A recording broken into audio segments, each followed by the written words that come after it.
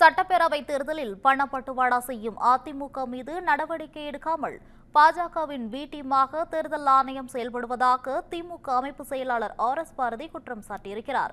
சென்னையில் செய்தியாளர்களிடம் பேசிய அவர், ராகுலும் மு க ஸ்டாலின் மூன்றாக பரப்புரை செய்ய நேரமில்லை என்றார்.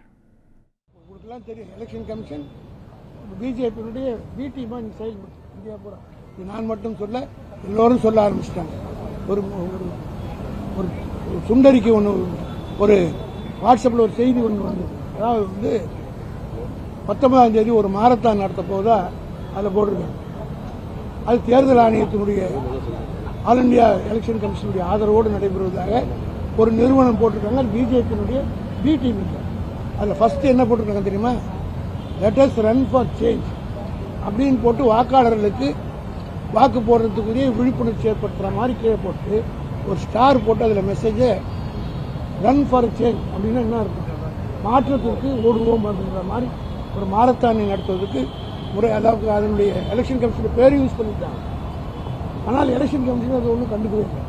புகார் கொடுத்துருக்குறோம், சொன்னோன்னே அந்த வார்த்தையை மட்டும் எடுத்துடுறோம்னு சொல்லியிருக்காங்க. அதுக்குரிய நடவடிக்கையும் திமுக சட்டத்திற்காக எடுத்துருக்கோம். ராகுல் காந்தி நாளைக்கு வராது, முதலமைச்சர் ஒரே மேடையில் பங்கேற்கலாம் வாய்ப்பு இருக்கா? ஏற்கனவே ப்ரோக்ராம் போட்டேன், ஷஃபிள் ஆகக்கூடாது. ஒரு பக்கம் பண்ணுறாரு, நாங்கள் ஒரு பக்கம் திமுக சார்பில் டைம் இருக்கு. அவர் ஒரே நாள் தான் கொடுத்துருக்காரு.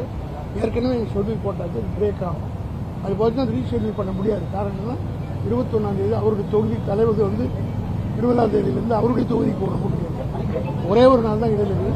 அதனால் பிரேக் ஆச்சுன்னா அது டிஸ்டர்ப் ஆகும்.